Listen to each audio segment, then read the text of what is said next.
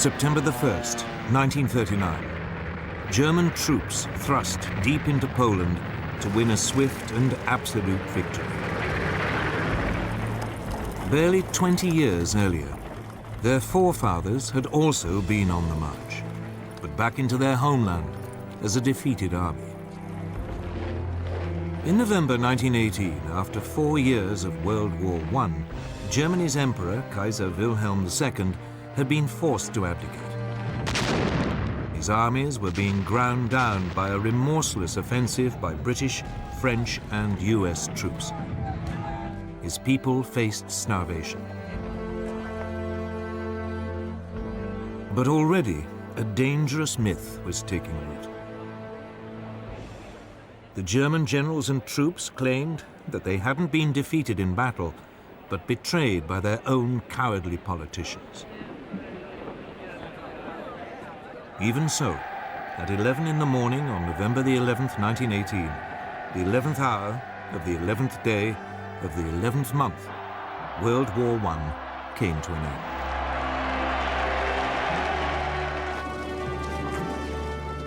The following month, President Woodrow Wilson of the United States arrived in Europe, promising to create a new world order. He persuaded the world's leaders to sign up to a new League of Nations. At the Treaty of Versailles, they agreed that from now on, disputes between countries would be resolved not by fighting, but by debate in the League. The peoples of Europe were set free. Germany's ally, the Austro-Hungarian Empire, was dismembered. Out of it, new nations were created: Austria, Poland, Hungary, Czechoslovakia, Yugoslavia, Latvia, Lithuania, and Estonia. Germany itself was greatly reduced in size. But this process contained a time bomb. Not everyone celebrated the birth of countries like Czechoslovakia. Several of them contained substantial German minorities. One day, the desire to reunite the German peoples would come to haunt Europe. The war-torn German people also had one final indignity inflicted on them. They were forced to pay a massive £6.6 billion in reparations to France and Britain, something they could ill afford.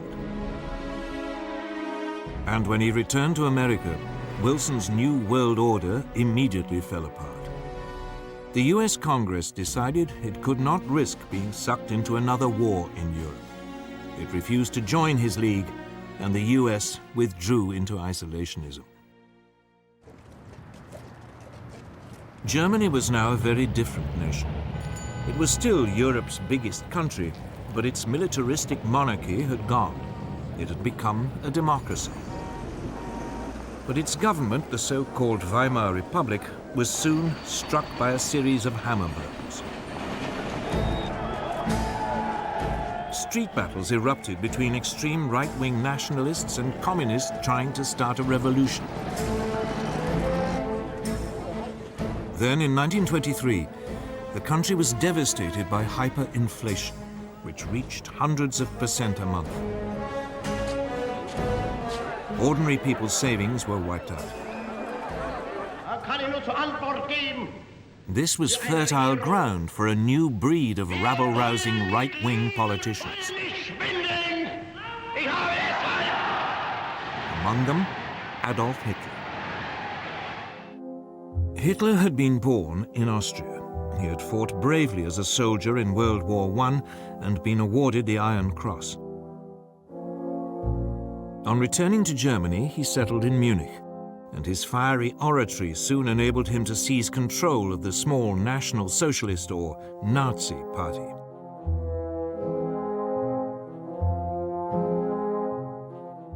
In October 1923, Hitler and his henchmen attempted an armed coup against the Weimar government. It failed, and he was sentenced to 9 months. In prison, he wrote a book, Mein Kampf, My Struggle, in which he blamed Germany's ills on the Jews and demanded that it rebuild its strength and seek new territories in the East. On his release, he set about building the Nazis into a proper, disciplined political party. From now on, he would use the democratic system to achieve power. But for the next 5 years, Weimar Germany prospered. Support for extremist parties, left and right, dwindled. Then suddenly, Hitler's opportunity arrived.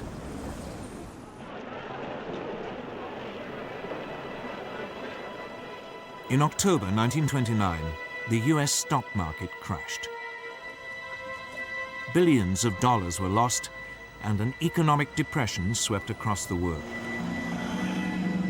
Unemployment in Germany soared to over 6 million. Only extremist politicians seemed to offer a solution.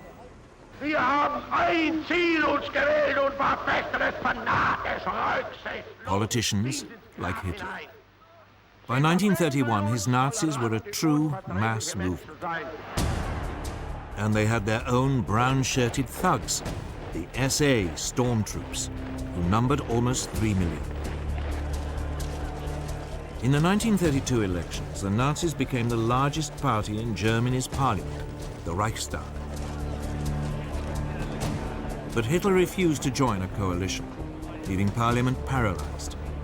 To break the impasse, President Hindenburg made him chancellor in January 1933, head of the government.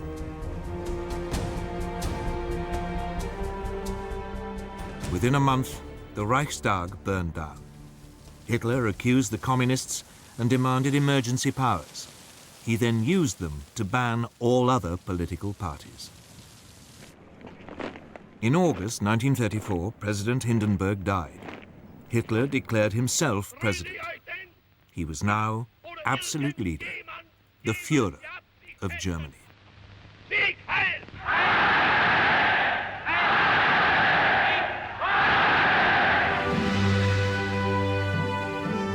At first, there was little sign of what was to come. For the next 3 years, the Führer concentrated on rebuilding Germany's economy. He spent millions on public works, including the 5,000-mile Autobahn system, to soak up the unemployed. But in secret, Hitler was also spending lavishly on a huge rearmament program. Under the Versailles Treaty, the German army had been limited to 100,000 men. The country was forbidden to have an air force, tanks, or submarines. This small army was trebled in size. Then, in 1935, Hitler came out into the open. He unveiled a brand new air force, the Luftwaffe. It had 2,500 planes, far more than Britain or France. Unemployment plunged, and the Nazis became enormously popular. Now emboldened, the Führer made his first expansionist move. In 1935, he reoccupied the Saarland district on the French border, after it voted to return from League of Nations to German rule. A year later, he sent German troops into the Rhineland, part of Germany which had been demilitarized at Versailles. At the time, many felt that Hitler was only claiming back what was rightfully Germany's. Neither Britain nor France objected.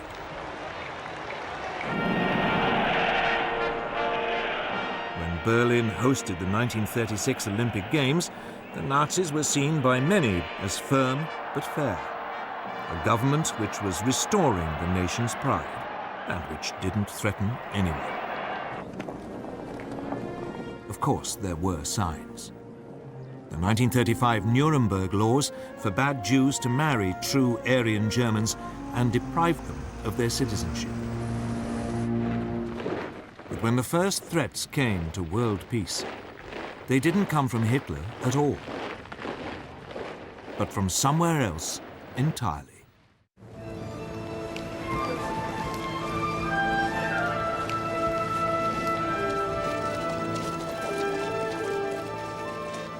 Japan, at the start of the 20th century, was already a military power.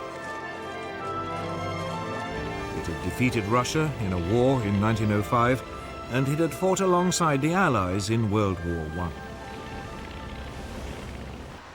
After the war, Japan was an acknowledged world power, and it signed up to the League of Nations.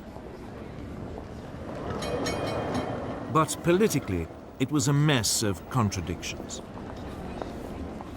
Nominally a democracy, the feudal tradition was still strong. Most Japanese revered their emperor as a living god and regarded him as their true leader. And the country faced major economic problems. Its population was exploding. And it had no natural resources to fuel its rapidly expanding industries. Its leaders needed solutions, and they saw them in Chinese Manchuria. Manchuria was a land of rich grain fields, with plenty of coal and minerals. It was a perfect target. Japanese troops were already stationed there.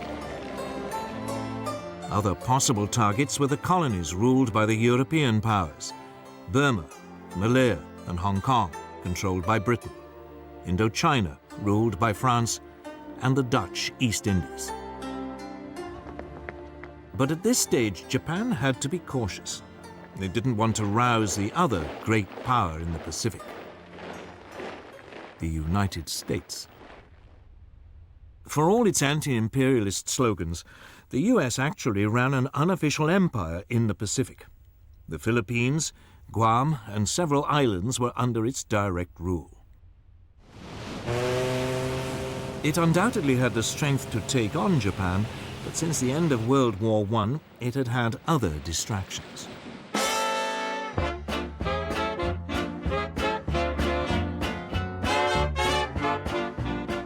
This was America's Jazz Age.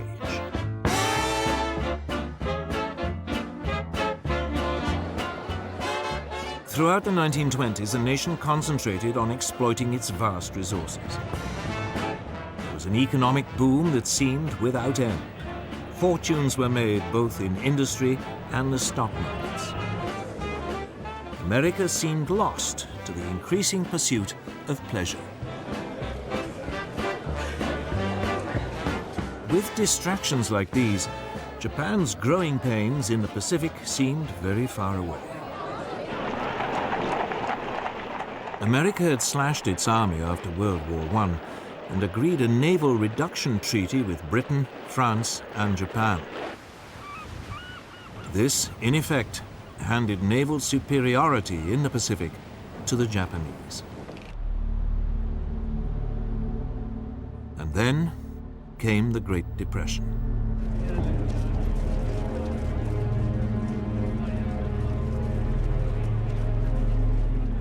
As the economic devastation spread, a quarter of the population lost their jobs. Tens of thousands were made homeless, living in shantytowns. Whereas before it had been distracted by pleasure, now America was distracted by pain. It was time for Japan to make her move.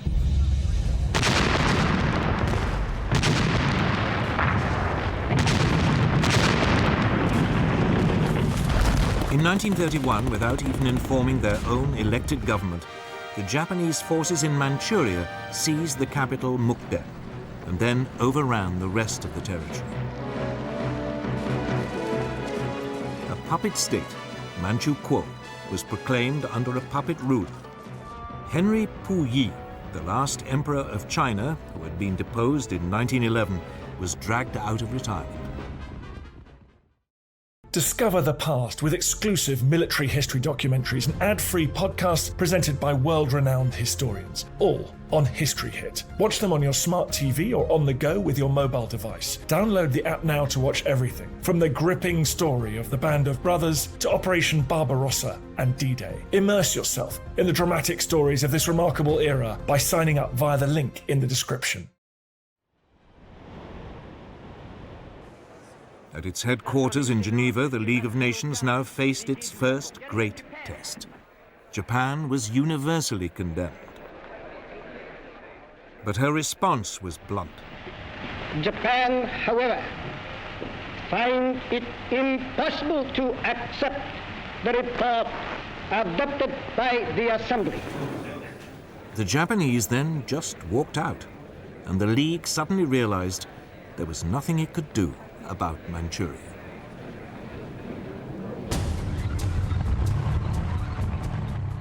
Japan was declared an international pariah, but it didn't care.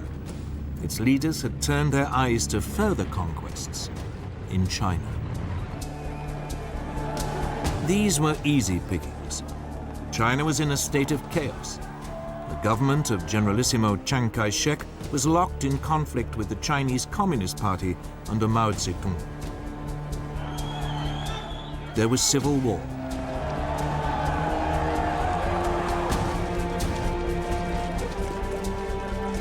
In 1936, as a precursor to invasion, the Japanese signed a pact with Hitler. The aim was to guard against any attack by Soviet Russia were it to move on China. Then in July 1937, the Japanese provoked an incident with Chinese troops and invaded.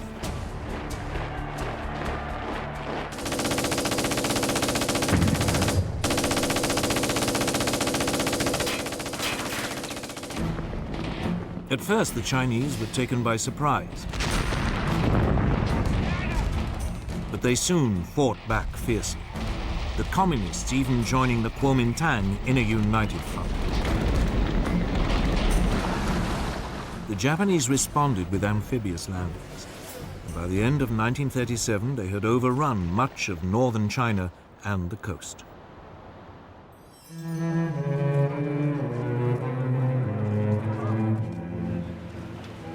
The Japanese fought this war with exceptional brutality, bombing cities indiscriminately.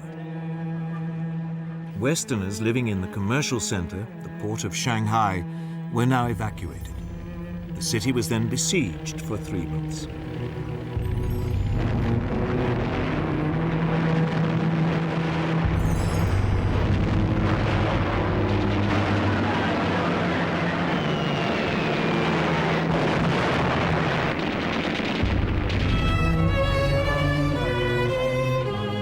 It suffered widespread damage, the Japanese forces showing no pity or concern for the native population. But it was after the capture of Nanking, then the Chinese capital, on December the 17th, 1937, that the Japanese forces really ran amok. Over 300,000 civilians are estimated to have been massacred during a 6-week orgy of rape and indiscriminate killing.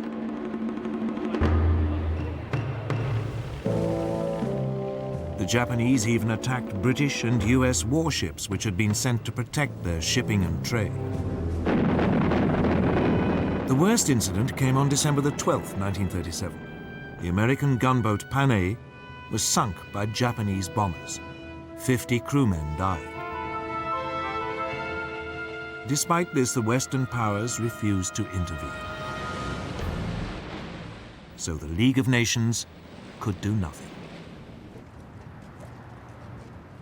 In the United States, President Roosevelt wanted to impose a naval blockade of Japan. It has become clear that acts and policies of nations in other parts of the world have far-reaching effects on us. But the British would have none of it, fearing that it might provoke a war. So all Roosevelt could offer was a $25 million loan to Chiang Kai-shek to buy arms. Even though the communists were now fighting alongside the Kuomintang, the Soviet Union did little to help either. Its only involvement was a series of clashes along its own border with Manchuria. But China itself received nothing. Instead, it had to fight on alone.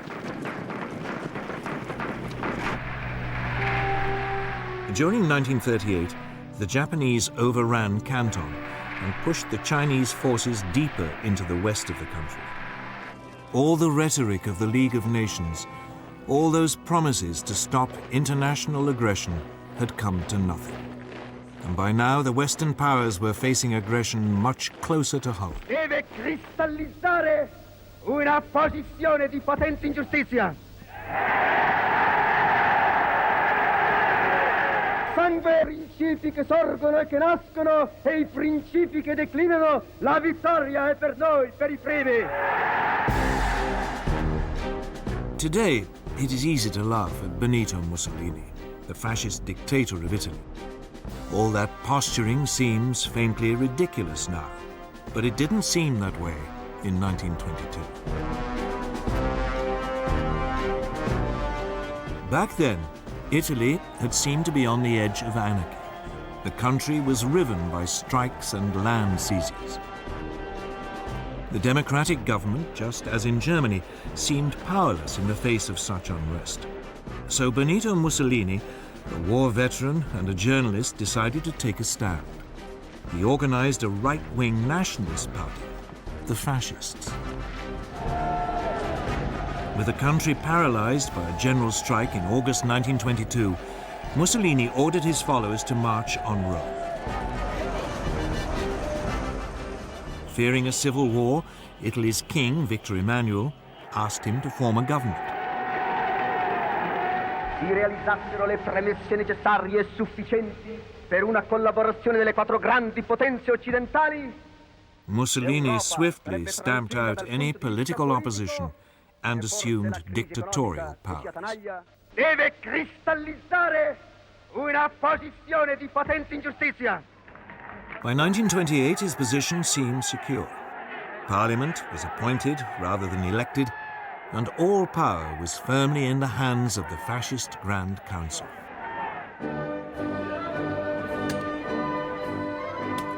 Like Hitler, Mussolini's first acts made him immensely popular. Massive programs of public works provided employment and transformed Italy's infrastructure. Corruption was rooted out and the mafia more or less eliminated. Italy's armed forces were built up, including an advanced modern air force. In the Mediterranean, Mussolini launched a powerful navy, bigger than the combined might of the British and French Mediterranean fleets. When the Great Depression came, Italy seemed to weather it better than most. Mussolini became a source of worldwide inspiration. Political leaders, not least Adolf Hitler in Germany, saw the fascist system as a role model, strong and purposeful, in contrast to the weakness of the democracies in Britain and France. But Mussolini wanted more than adulation. He wanted to recreate the Roman Empire. And he already had a target in mind for his first imperial land grab.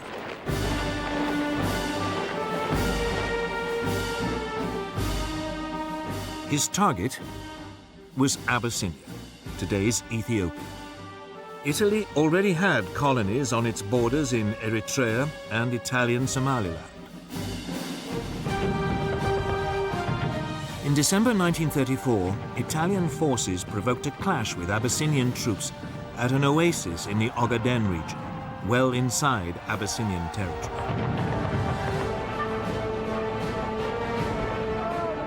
Mussolini then sent reinforcements to Eritrea and Italian Somaliland, demanding that Abyssinia pay reparations.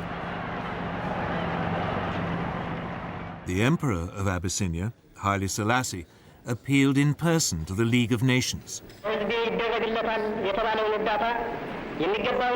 He called on it to live up to its ideals. Here was a small nation under threat from another member of the League. This was the supreme test. But the League did nothing. Britain's Foreign Minister, Anthony Eden, at least tried to broker a peace deal, but Mussolini would have none of it. In early October 1935, the Italian army invaded from Eritrea and Italian Somaliland. The primitive Abyssinian forces stood little chance against a modern army equipped with artillery and tanks.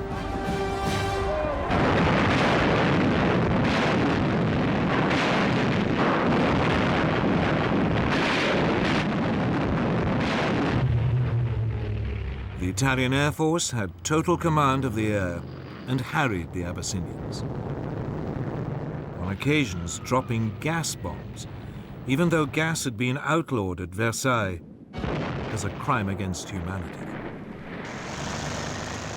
After 6 months, Abyssinia was completely overrun. The Emperor Haile Selassie fled into exile in Britain. From its headquarters in Switzerland, the League of Nations wrung its hands. It did impose economic sanctions, but they had little effect. Mussolini's aggression had revealed two things. The League of Nations, that great hope for peace, was impotent. And both Europe's supposed major powers, the democracies Britain and France, no longer had the stomach for a fight.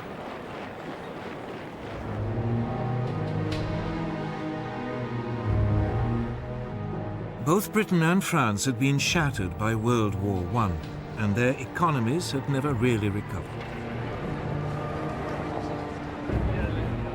Both had witnessed waves of strikes and unrest. Both had suffered mass unemployment, even before the Great Depression.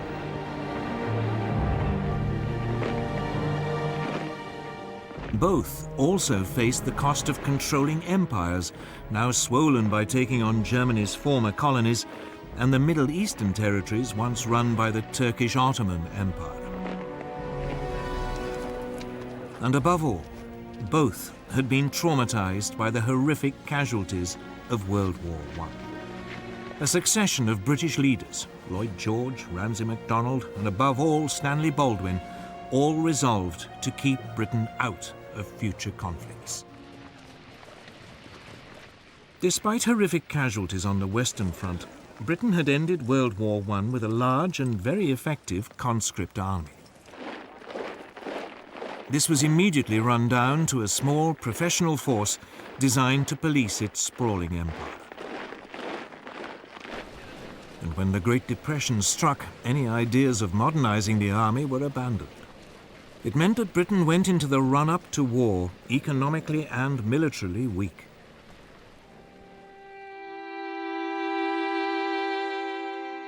French losses during World War I had been even worse than the British. Ever mistrustful of the Germans, a large conscript army was maintained. But throughout the 1920s, France's birth rate had declined. It became clear that there would be a manpower shortage by the mid to late 1930s. France realized it could never compete with Germany on the size of its army alone.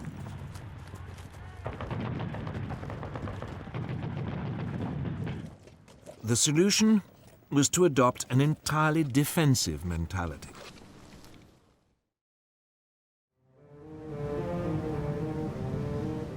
The Maginot Line, a series of fortifications, was begun in 1930 along the frontier with Germany and ran as far as the Belgian border. There, it theoretically linked up with fortifications planned by the Belgians. This new French military approach meant that France was only capable of waging a defensive war. It just did not have the ability to launch an attack on Italy, even if the British had had the troops to help. And of course, both countries knew that their navies in the Mediterranean were outnumbered by Mussolini's new fleet.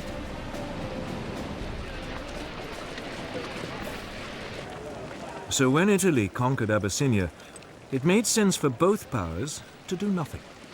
It just seemed too remote, too much someone else's problem.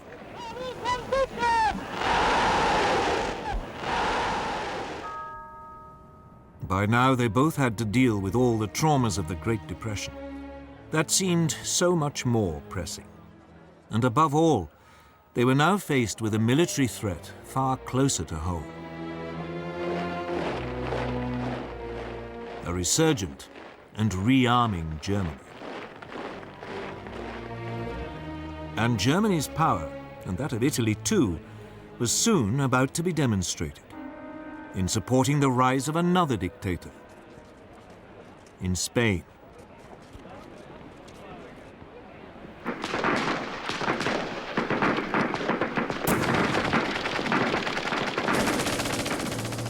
In 1936, civil war erupted in Spain. It was exceptionally vicious, setting family against family, communist against fascist, believers against atheists. In 1931, a left-wing government had come to power determined to get rid of the centuries-old Spanish monarchy. The king was forced into exile and a republic was declared.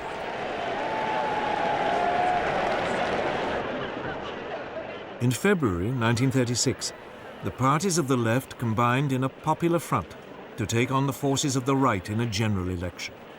The Popular Front won narrowly.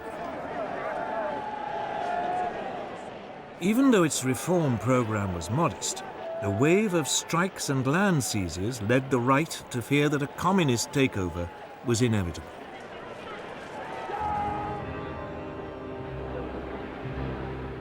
Within the Spanish army, long a bastion of conservative and Catholic thinking, senior officers began to consider the possibility of a coup. Among them was General Francisco Franco, a former chief of staff who had been effectively exiled to command Spain's forces in the Canary Islands.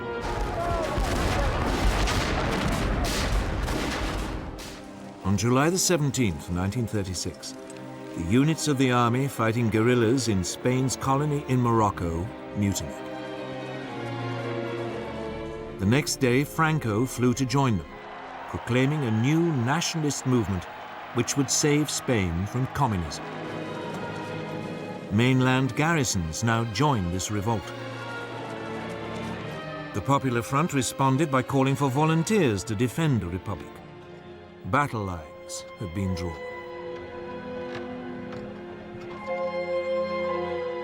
At first, Franco faced problems. He and his army were in North Africa, and he had to get across the Straits of Gibraltar back to Spain. So he turned to the one person he thought might help: Adolf Hitler.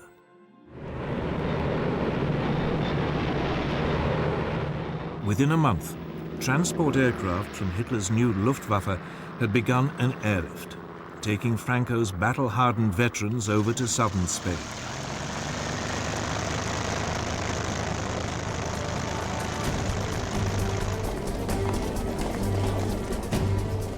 At this stage, the Republic still seemed to have the advantage. The pro-Franco military uprisings in Madrid and Barcelona were quickly crushed, leaving it in control of most of the east of the country. Franco's nationalists were confined largely to the northwest and part of the south.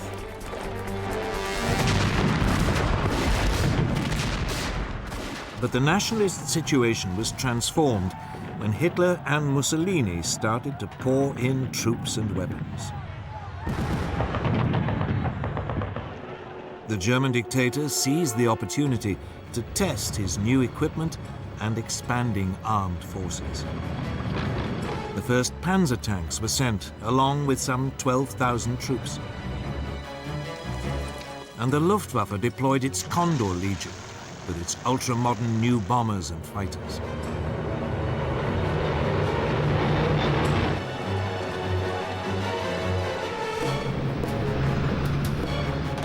Mussolini sent a so-called volunteer corps of 50,000 men and more than 700 aircraft.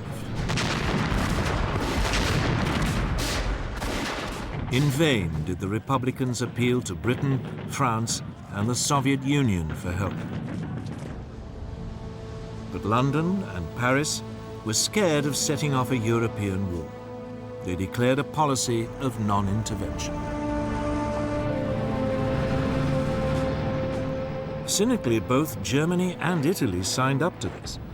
But when it became obvious that they were still sending arms to the nationalists, Joseph Stalin, the Soviet leader, announced that he would help the Republic. Stalin's worry was the rise of fascism in Germany. Hitler had made it abundantly clear that he believed communism to be Nazism's ultimate enemy. Stalin saw the Spanish conflict as a way of keeping Germany and Italy occupied while building up the Soviet Union's military strength. About 700 military advisors were sent, along with tanks and fighter aircraft. It was something, but no match for the support Franco had received. In fact, the largest source of outside help for the Republic didn't come from a country at all, but from volunteers, the International Brigades. About 30,000 left-wing Americans, British, French, and Germans signed up to fight in Spain. With their new fascist support, the nationalists were able to open two fronts, one advancing towards Barcelona from the north, the other led by Franco, pushing up towards Madrid from the south. By the end of 1936, Madrid was enveloped on three sides and virtually under siege. The fighting was intense and often accompanied by appalling atrocities against civilians. The Republicans hunted down and murdered Roman Catholic priests. The nationalists slaughtered anyone accused of being communist. German and Italian air power was used indiscriminately against civilian targets. Madrid was heavily bombed. But the worst incident came in April 1937, when the Basque town of Guernica was virtually obliterated, with 6,000 civilian deaths. The area controlled by the Republic was steadily ground down. Its forces fought with great gallantry, but undertrained and under-equipped amateurs were no match for the professional soldiers led by Franco, or for the combined modern weaponry of Italy and Germany. As the war dragged on, the fighting around Madrid became a symbol of the left's determination not to be crushed by a fascist dictatorship. But behind the scenes, the Republican alliance was falling apart. The communists and socialists wanted to concentrate on winning a military victory. But the more idealistic anarchists and syndicalists saw the war as an opportunity for a mass revolution by the workers. These disagreements burst out into the open in May 1937. Fighting broke out in Barcelona between the anarchists and communists. It was a fatal weakening of the Republican cause. By the end of 1938, the nationalists had penned their enemy into a small enclave around Barcelona, and another stretching eastward from Madrid to the coast.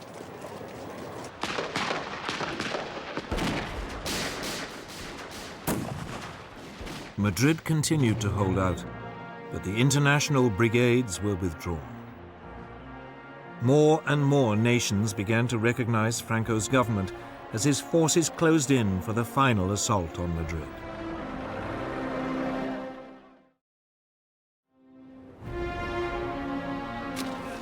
At the end of March 1939, its defenders, exhausted after nearly 3 years of fighting, the capital finally surrendered.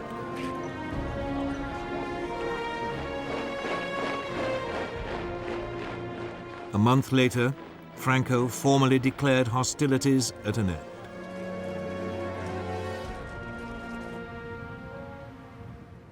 The scars of Spain's civil war took years to heal, and in some ways, they never have. And internationally, Franco's victory over the Republic proved a disaster. Hitler and Mussolini were confirmed in their belief that the democracies of Britain and France were impotent to resist any real pressure. while Stalin despaired of their willingness to confront fascism. Hitler in particular saw his way open to begin the aggressive policies outlined in Mein Kampf. Even before the Spanish Civil War ended, his armies were on the march.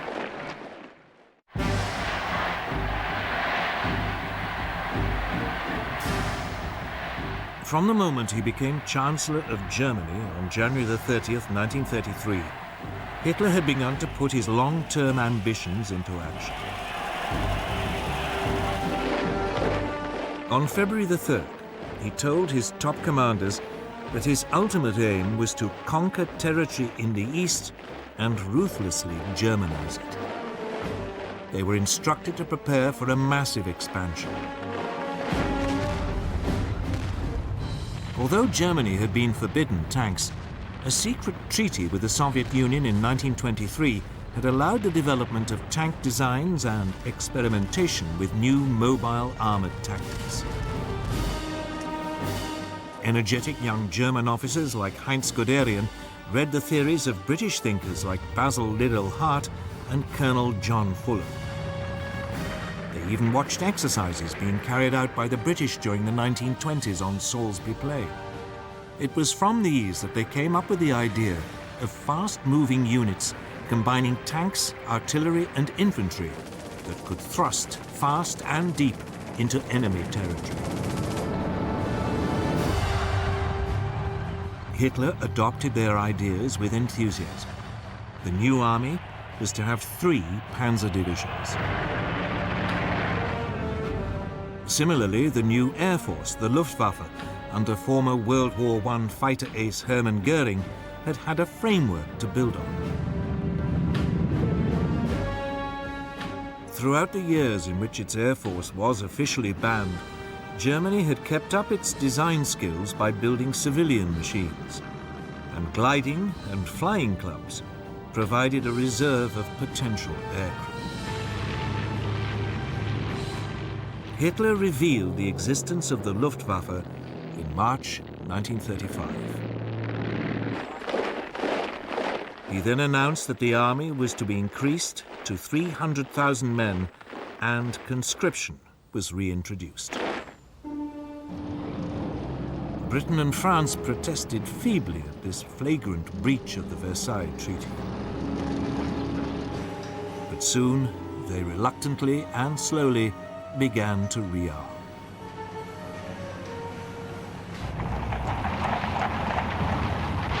Until this point, Hitler had been modest in his goals. He had only taken back what was his, the Rhineland and Saarland. But now he had a grander target in mind, his homeland, Austria. In 1934, Austrian Nazis had attempted to seize power and unify the country with Germany. The Austrians, after all, spoke German, even if they had never been part of a German state. In February 1938, another Nazi plot was discovered.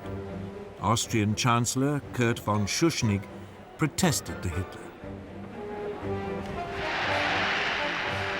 Hitler responded by demanding that Austria stop mistreating the Austrian Nazis and unite with Germany. Die Jugend ist uns verschrieben und verfallen mit Leibrecht. Schuschnigg promptly called a referendum so that the Austrians could vote on whether to remain independent. But on March the 12th, 1938, the eve of the referendum, Hitler, fearing that it might produce the wrong result, sent in his troops. Complete surprise and an enthusiastic welcome by Nazi sympathizers made it a bloodless invasion. Within hours, Hitler announced Austria's incorporation into the Third Reich. A sovereign nation had, for the first time, been subsumed into a greater Germany. Once again, the Western democracies failed to react.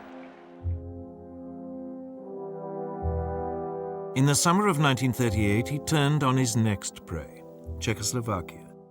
A substantial German minority lived in the northwest of the country, an area known as the Sudetenland. These Sudeten Germans had been part of the old Austrian Empire, but had been cut off when Czechoslovakia was created in 1919.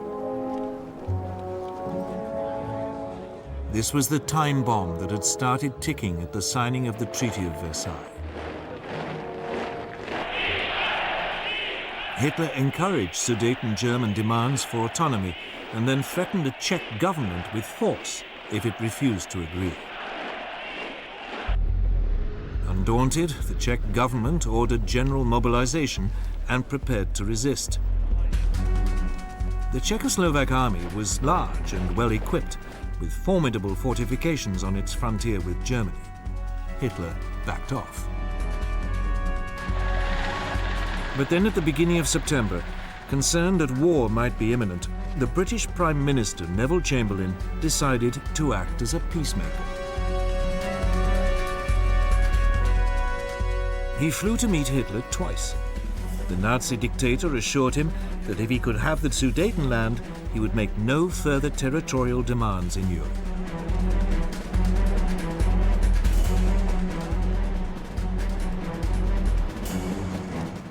In Munich, on September the 29th, 1938, with Mussolini acting as mediator, France and Britain signed an agreement giving the Sudetenland to Germany in return for a formal declaration by Hitler that he had no more territorial ambitions. Chamberlain flew back to Britain waving the piece of paper, which he claimed guarantees peace in our time. And so, on October the 1st, German troops occupied the Sudetenland and seized the Czech frontier fortifications. Hitler now began sizing up his next target, Poland. Eine große Nation muss dauernd zusehen, wie gegen Recht und vertragliche Bestimmungen Angehörige Blut. Again, the nominal cause was a German minority marooned as a result of the Versailles Treaty. Hitler demanded the return of the port of Danzig to German control, so that East Prussia could be linked up with the rest of Germany. The Poles refused, and Hitler hesitated. He was not quite ready for all-out war, and he had unfinished business with Czechoslovakia. In March 1939, the eastern part of the country, Slovakia, which was ethnically different to the Czech lands, appealed to Hitler for help in achieving greater independence. Hitler summoned the Czechoslovak Prime Minister Emil Hácha to Berlin and browbeat him into putting his country under German protection.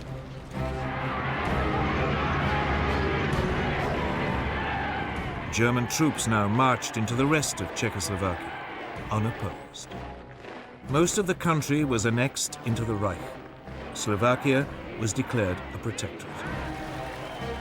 For the first time, Hitler had seized non-German-speaking territory. But again, there was only a feeble protest from Britain and France. At the end of March, he again repeated his demand that Poland give up Danzig. This time, France and Britain declared unequivocally that they would declare war if he attacked Poland.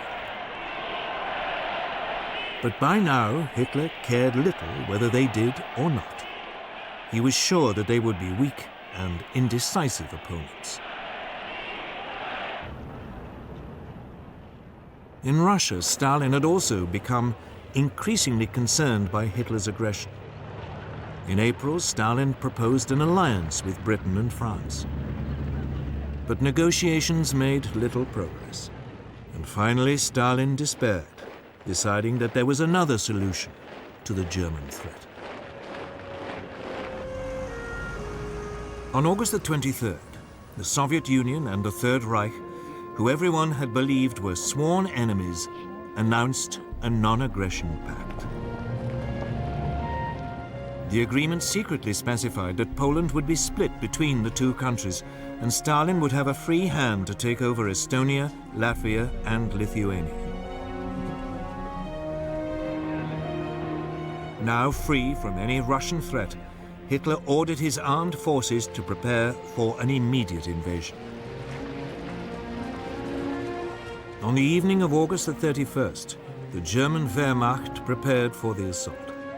Its Führer had made the decision which would plunge the world into war.